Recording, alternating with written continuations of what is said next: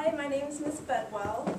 I will be talking about two different kinds of songs today, but first, before we get started, I would like you guys to repeat after me.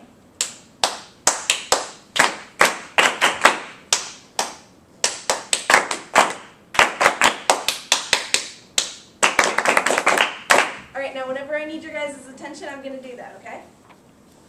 Okay. Alright, this is a bass. It's a string instrument, and it has 4 different strings. The names are G, D, A, and E. This bass is the biggest of the stringed instruments that are in the technical orchestral family, which are violin, viola, cello, and bass. Now, I'm going to put my bass down for a second, and I'd like you guys to all stand up and stand in a circle.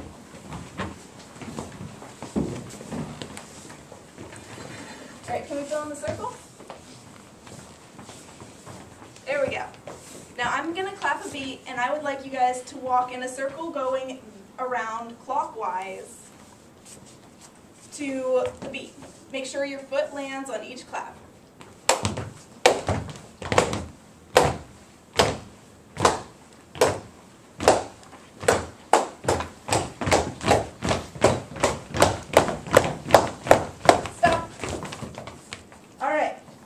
Now, I'm going to clap one beat at the beginning. Any other claps that I have in between are subdivisions, which means they are either a half the size of the original beat or a quarter of the size of the original beat.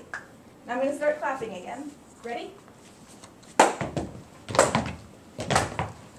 Now remember, when I start clapping the subdivisions, you're not supposed to step on this.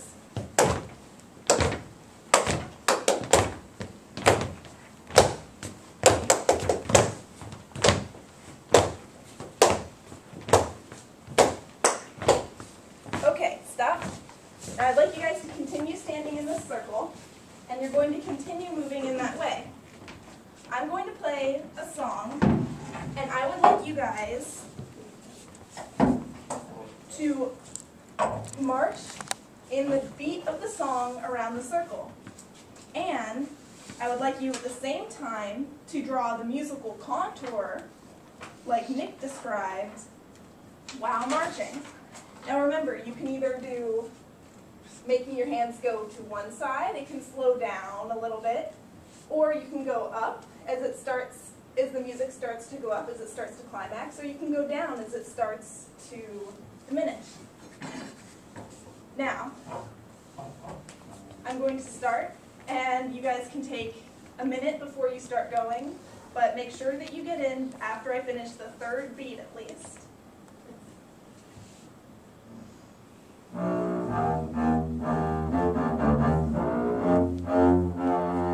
Oh, remember, you guys got to walk in the circle. Remember, you're doing lots of things right now.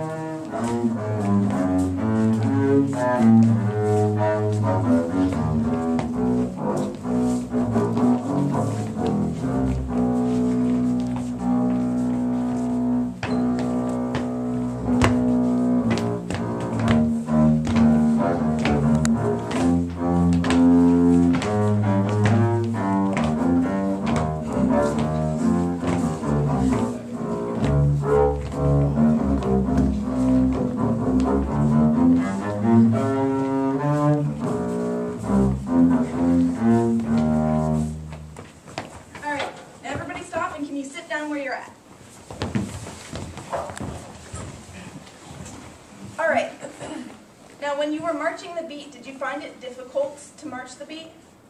Yes. Alright, everybody raise your hand if you thought it was difficult. Alright, excuse me, what's your name? I'm Nick. And can you tell me why you thought it was difficult? Well, I'm trying to go like this, and yeah. Yeah, it's really hard to do two different things at the same time. But can you think of a time while you're singing or you're playing something in this class where you might have to try to do two things at the same time? Can somebody raise their hand and tell me? Maybe you could like sing and clap at the same time. Yeah, it's hard. During music, you got to think of a lot of things at the same time. Can somebody tell me why it might be important to know the musical contour while you're doing the rhythm? Raise your hand. Nobody? So when you're singing and clapping, you can do both? It's to better understand the music, which what you're saying is actually kind of true. When you're playing the contour, it's important to know which pieces of the musical contour land on which notes. Yes? Like contour. A musical contour is what we worked on with Nick, where when the music is going up, like the climax of a story almost, when you're watching a movie and the bad guy comes in or something and the music starts to get more dramatic and you feel it going up and up and up and up, and then when you reach the top and then it just starts to go down and it starts to get more mellow. Does that make sense, or would you like me to describe it differently? Okay. Does that mean like how high the notes are, or like how loud they are? Or what? It doesn't, it can be a combination of both. It can mean that the music's either getting faster and more exciting, it could be just getting louder, it could be getting higher notes. Usually it's a combination of all of them. All right. Now, when you were doing the contour, do you think that it could help you describe the music using like an animal of some sort? Like if you had to describe this music using an animal, which would you pick? Dinosaur. All right, can everybody raise their hand? All right, you. Elephant. I would pick a bird. You're wrong. Please keep your comments to yourself unless you've been asked to answer. Thank you. Snorlax. I picked the dinosaur. Okay. Now I'm going to play another piece. I'd like you all stand up again. And now I'd like you to do the same thing while I'm playing this piece. I'd like you to walk what you think the beat is, and I'd like you guys to try and describe the musical contour using your hand. All right?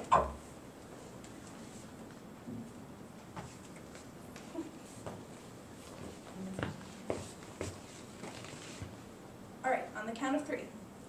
1, 2, 3.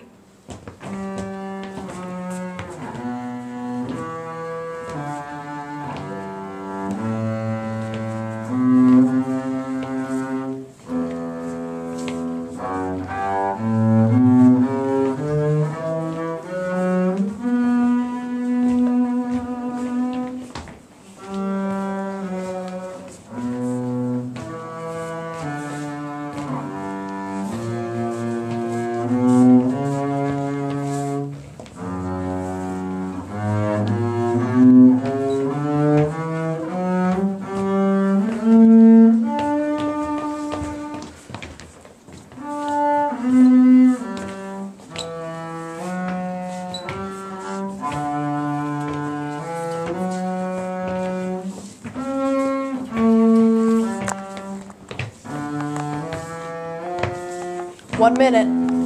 Oh, I have 1 minute? All right. Sorry, I'm going to have to cut this short because I didn't pay attention to the time, kids. Okay. Did you find it difficult to do the musical contour of this piece? I thought it was easier. It was this easier. time. It was easier. All right, raise your hand if you thought it was easier on this one. Okay, why do you think that is? Somebody raise their hand and tell me. Because it's slower. Yeah. Good observation. And because the rhythm of this beat actually falls on the quarter notes. On the other one, it fell on the eighth notes, which is a subdivision of the quarter note. Now, which animal would you think this one describes? A swan. All right, now do you think that there's a relationship between the contour of a piece and the character that you might use to describe the piece? Yeah. Yes. Can somebody raise their hand and tell me why that is? Time. All right, thank you. All right, thank you. Okay, so what did she do that helped you learn? Give her some good class here, class. She played on the bass and awesome. Okay, so modeling on the bass was, how did that help you learn, Nick? Well, it's much more fun to listen to than, recordings. Okay, it's much more engaging to have the actual instrument here. What else, Annalise? I think she kind of let us almost fail a little bit at first when we were all trying to do like all the stuff and like and then she did the slower one and we could all kind of understand the beat more. So like failing first and then seeing what you did wrong. Okay, was that your intention? Mm-hmm. I wanted to play the harder piece first because I wanted them to see why it was more difficult. Gotcha. Okay. What else did you notice? Any other feedback for Emily in terms of professionalism, preparation, planning, musicality? Nick? You used a couple big words, which I don't. Yeah. Yeah, I don't know if the little ones. What grade are you teaching? Fourth. Fourth. Okay. Oh yeah, that makes sense. The first three of us are fourth grade. Yeah, so you might just want to think about how you're defining things. Melodic contour is separate from rhythm, so you want to be really clear about how you want to define those two things, and just like maybe just write down the definitions. So you be ready for that? All right, so if I had a poster board with the arrows and like the definitions as to like when you would use that direction, would that be good? I don't know. Did anybody find the arrows helpful I at don't all? think I explained them well enough. You don't even need the arrows. I don't need the I arrows. didn't Nope. even look up. Nope. Nobody even used them. Okay. I think if you're able to verbalize it, maybe you could even have a picture of an elephant and a swan. That might be better. Oh, that's good. What do you think, Tara? I think the first piece should be a little shorter because it got to the point where we were messing up a ton, but we were also getting a little out of control. Okay. And a little bit And- busy. Yeah, I could probably cut it off right after the first page because there's a good ending point That's there. a great idea. Yeah, I like it. Kristen, what else? That, and I just thought, especially during the first piece, it went on long enough that you couldn't look up as frequently as necessary to keep them engaged. Because, like at the beginning, I don't think we needed that much supervision walking around in the circle. But as the piece went on, we had more time to. Yeah. Is it possible for you to memorize those two, just those Yeah, I little just bits? had them up just in case. Yeah, that'd be great. Annalise? I was kind of going to say what Christian said, but I think the other thing in the beginning, it was in 3, right? Yes, the elephants and I think, I don't know, it was a little fast, like if you had like Okay. a march, it kind of felt like. So I should probably slow it down. So, just a yeah, little. you know, I don't think you need to slow it down, but I think in your introductory activity, you've got a really good activity where you're clapping, which you might Should want I to do on a drum. Start them out with the clapping before. Maybe do that in a meter of 3. So have them walk 1, 2, 3, 1, 2, 3, Emphasize Okay. 1, Yeah. 2, by stepping harder on 1, 2, 3, and have them sway back and forth, maybe even while they're walking. Yeah. When you were doing the subdivisions, I think from the perspective of a fourth grader, they're harder to hear, so maybe like beat is Wider. louder and subdivisions are Okay. softer. I mean, maybe even in the elephant, if you emphasize where the beat is a little more. Okay. Yeah.